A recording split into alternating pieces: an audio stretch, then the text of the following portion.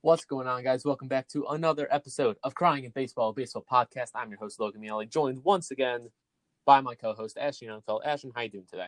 I'm a bit tired today, Logan. How are you? A bit tired. Why is that? School. Ah, Also, I have a terrible sleep schedule, so. yeah, you do need to fix that. All right, so we're a bit late to the party for this news, but the Springer and Yates signing kind of set us back a day. We are going to be talking about Lester and Quintana, both signing respectively with the Nationals and Angels, and kind of their effects on the city of Chicago. Where Lester did a lot, but let's start with the deals. The Lester deal. Give me your first thoughts. I think it's a pretty solid signing for the Nationals.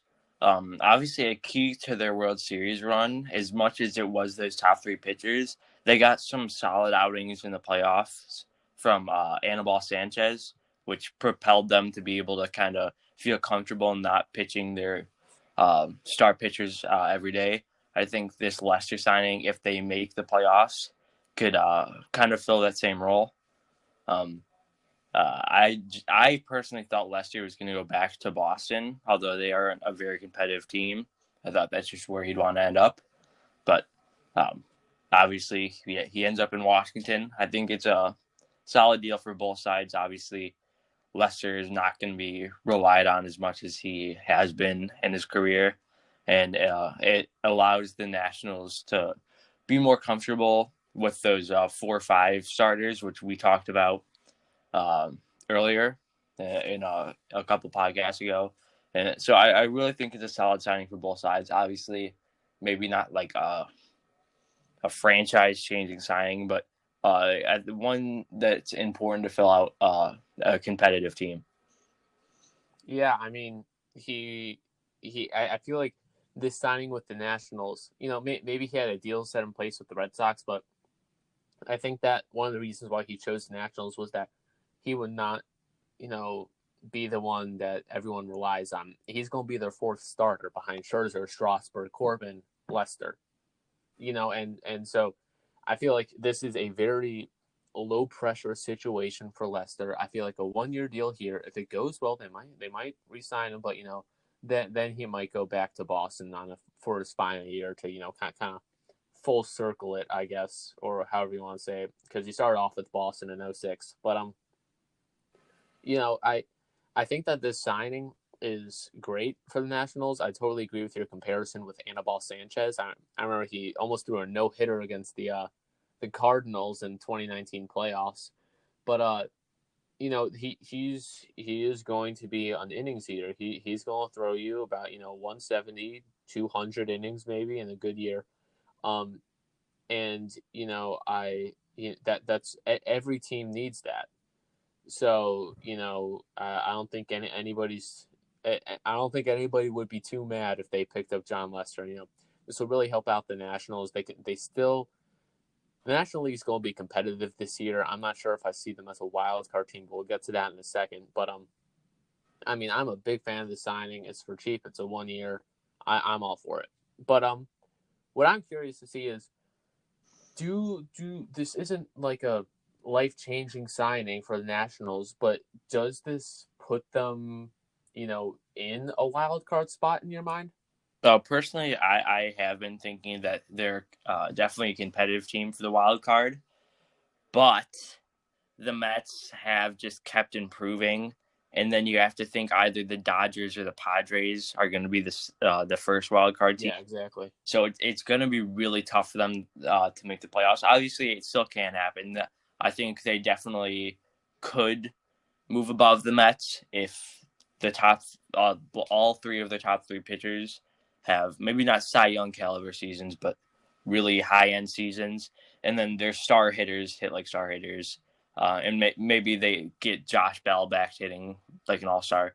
But for this team to be a playoff team, there's a lot that needs to go right. Yeah, I totally agree with that. And I feel like there's a lot that needs to go right, but there's also a lot that needs to go wrong in this division. And, like you said, either Padres or Dodgers gets that wild card spot, that first one. I feel like that's almost a lock.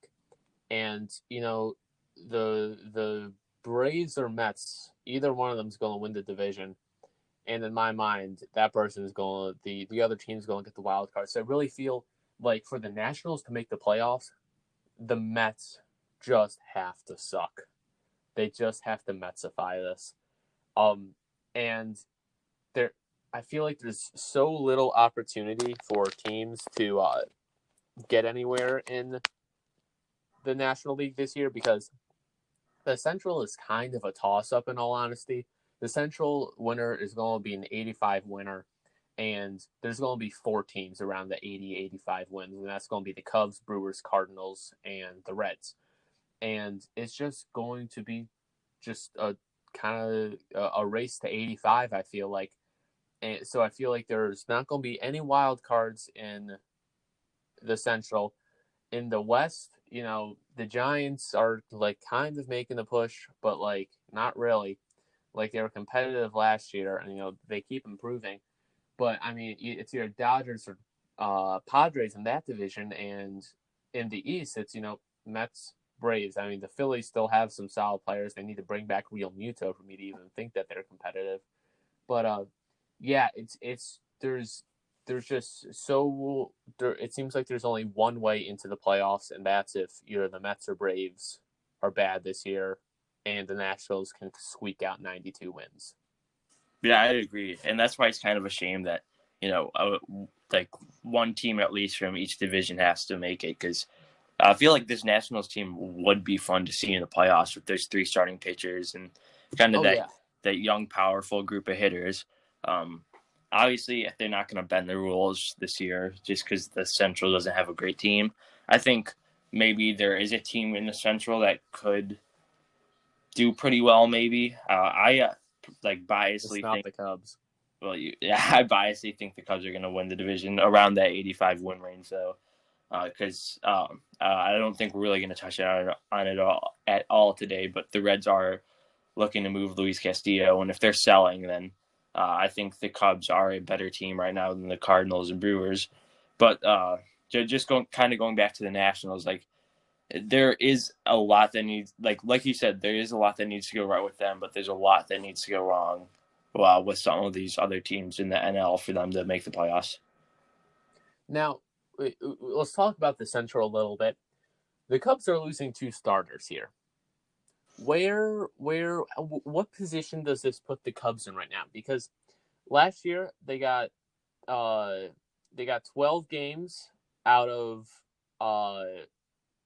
what's his name, Jon Lester. They got 12 games started by him, and 4 games started by Quintana. Where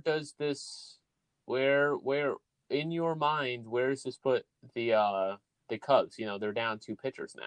Well, when you look at it, they're even down 3 pitchers with the Darvish trade, but that's very true. They did get Zach Davies back in that trade, who has been pretty solid these past couple of years. A strength of the Cubs team kind of has been their rotation depth, although they haven't been great. It's been good enough where they have been able to make the playoffs, obviously.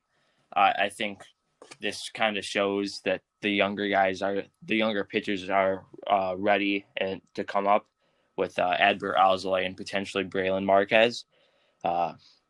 Obviously, Alec Mills had the no-hitter randomly, and he's a guy that'll be in the rotation. But I don't think any of these younger pitchers are going to immediately be able to replace the production that Quintana and Lester have given them over these past few years, especially in terms of innings. Yeah. But I think they can put a solid rotation together. Obviously, there's still some time left in free agency. But I think this really sets them back. Obviously, I didn't expect them to bring either Lester or Quintana back. There was a rumor that Lester would come back, which would be huge, just kind of as an innings eater. Yeah, definitely. Because if these young guys aren't able to kind of step up and they're not really able to pitch many innings, we're in trouble, just based off the fact that our bullpen isn't very good either.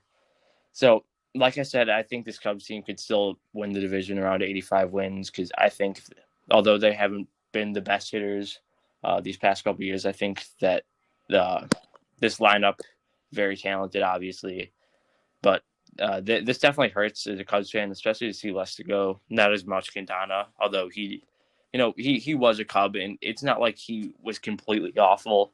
But seeing Lester go hurts. Obviously, a big part of the World Series team, like the first big signing that Theo had. So you could kind of see the Cubs. This Cubs team falling apart a little bit. Yeah, as a White Sox fan, it's kind of nice to see the Cubs crumble a little bit because the Sox have been being made fun of by Cubs fans for a while. But it's the 2016 Cubs were a phenomenal team, and Lester was just such an integral part of it. And I have nothing but respect for Jon Lester, really, for what he did in those playoffs. He pitched phenomenal. He did really well, and he's just such a consistent guy. I feel like during his I guess prime, you would say a three-ish mid twos ERA, you'd get that every year. You'd get close to 200 innings out of him. Like really, just a lot of solid pitching, and he's a decorated player, a 3-time World Series winner. 07, 13, and 16 with the Red Sox, and Cubs respectively. And I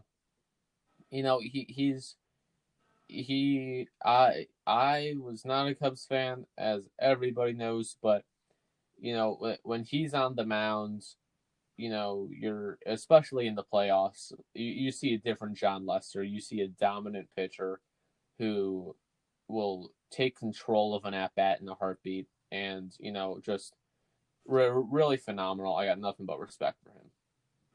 Yeah, and kind of going back to it, like with the team, everything going right. I felt like 2016, everything went right for the Cubs. That year, Lester finished second in Cy Young voting. I'm pretty sure Hendricks finished third. Like everything was just clicking for the Cubs that year. They still had Arrieta. Bryant won MVP. So that was the peak of this Cubs team, obviously. And then kind of after that, everything went downhill. But I think it's almost fair to say that the Cubs don't win that World Series without Lester. How big of an impact he had. Obviously, playoff dominance. Besides Game 7, but we don't talk about that. We don't talk about Game 7. Yeah. But it's a guy that I feel like everyone loved, especially on the team. Obviously, him and David Ross had a connection. Yeah. So I'm a bit sad to see him go, but I also don't want to waste the rest of his career with this kind of downhill Cubs team. Yeah, and I really feel like he went to the Cubs. He did exactly what he was paid to do, and he was paid quite handsomely. Making $20+ million a year. But I got nothing but respect for him. But is there anything else you want to say on Lester here? Just nothing but like respect and appreciation for everything he did for the Cubs. And I hope he succeeds even more, obviously, in Washington. And I personally think he's a Hall of Famer with the playoff success. And although maybe not the Cy Youngs, he's a part of the curse-breaking, Cubs and Red Sox team. I think he has to be a Hall of Famer just because of that. Yeah. Yeah, I mean, just a powerhouse pitcher. Now, Jose Quintana, another Cub pitcher, wasn't a part of the 2016 World Series team. The Cubs picked him up on the deadline in 2017. Quintana pitched his last game, I think, like the day before, and gave up like 11 runs to the Rockies. I'm not sure why I remember that, but he was a solid pitcher who would give you 170 innings a year. And let's just talk about Quintana first. Like, what, as a Cub fan, what do you think of him? Personally, I never really disliked him. Obviously, he was a bit underwhelming once he came to the Cubs.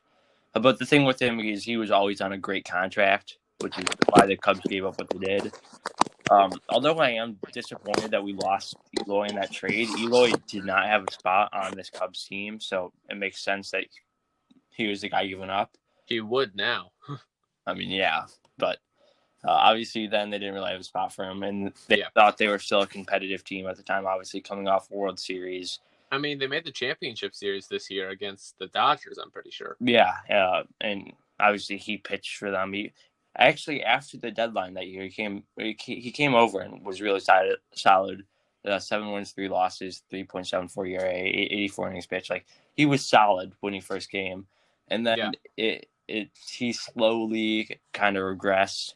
Obviously, we're seeing more power pitchers in MLB now, which he's not. Not to say that you have to be a power pitcher to succeed, but I think maybe guys just seeing him more, especially in division. Once again, a guy I have nothing but respect for. Never disliked the guy. Obviously, a bit underwhelming, but a guy who also just kind of ate up innings for the Cubs and was an all right starter. Yeah, I really think that for what he was good. He was a cheap, solid pitcher, and that's exactly what they got from him. But the trade, the Cubs absolutely lost this trade to the Sox. I felt like this trade was overdue. I felt like Quintana should have been given away, probably a little while ago. But it's a great return for the White Sox. I mean, they got Dylan Cease, who's an up-and-coming pitcher, and they got Eloy Jimenez, who last year, 2019 Crosstown Classic, at that game when he hit the go-ahead home run against the Cubs. That was beautiful. And just the White Sox absolutely won this trade. And I'm just rubbing it in your face right now. But oh my God, that was a beautiful moment as a White Sox fan. It was the start of the new generation, the White Sox, and I just want to thank you, Cubs, for giving us Eloy for such a cheap price. Yeah, that's fair, but at least we didn't trade Fernando Tatis for James Shields. Okay, you did in fact have Josh Donaldson and Chris Archer, and I think Kirby Yates? It was someone we recently talked about in your farm system, and you traded them all away. May remind you that Donaldson did in fact win the 2016 AL MVP. Beyond the point, we can talk about the Cubs being bad all day, but let's make that a different episode. But let's talk about, we talked about the past. Let's talk about the present and the future. Where does he fit into this Angels team for you? Obviously, he's a guy that knows Joe. I don't know how big of a role that played into it, but this is a team that struggled with that rotation for a while. Obviously, they got some solid stuff from Dylan Bundy this year. Julio Teheran was a bit disappointing. Shohei Ohtani has not been great. Griffin Canning's a guy, higher end prospect that's been there. Also hasn't been fantastic. Andrew Haney's been there for a while. Also, just like all these guys are very meh when they've been really looking for that ace type pitcher for a while. Obviously, Quintana's not that. They try to get Garrett Cole. Yeah, and they're a team that's also still in on Trevor Bauer, which makes sense. But just trying to fill out a rotation, be more consistent, which is what they've needed to do for a while. Obviously, they're a team that realistically could contend this year. You kind of say that every year, especially when you have the best player in baseball. But I think this is a smart signing for them. I think they need to stop trying to hit home runs with every signing and trade that they make. I think getting a guy like Quintana is huge. Huge in terms of eating innings, and they have some younger pitchers who maybe aren't as accomplished, who they can work into the rotation a little slower when you have a guy like Quintana in front of them. And I think it makes sense for both sides. Obviously, Quintana knowing Madden, and then the Angels getting a guy who's going to throw 170 innings this year. Yeah, definitely. The Angels have been incredibly disappointing and underwhelming for seemingly 6-7 years. And, this isn't going to put them over the top or anything, but you know what? Getting 170 innings out of a decent pitcher, that's pretty solid. And you can't be too mad about that. And I feel like these they have a couple of these guys who can eat a lot of innings and pitch solid with a 3.3 ERA. But they just need this star pitcher, and they have been avoiding the star pitcher for so long. They went out and got Rendon. Great. But hitting is not what you needed. You needed pitching, which just frustrated me. So this isn't a be all end all signing, but I think generally it's a pretty solid pickup. Yeah, and you look what they've done throughout this whole offseason. It's just been kind of getting solid pieces that could help make that playoff push. Obviously, the recent signing of Kurt Suzuki, Jose Iglesias. This is a team that they have the pieces to be a very solid team. And once you get to the playoffs, anything can happen. So they just need to be able to play a whole a consistent 162.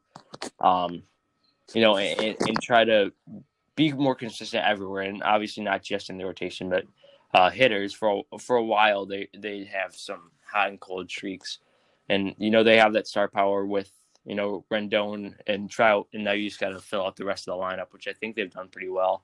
But kind of going back to the pitching, another thing that I feel like they kind of need to address, obviously it's not awful, but that bullpen is not great, which seems to follow Joe Madden wherever he goes, just not having a great bullpen, but.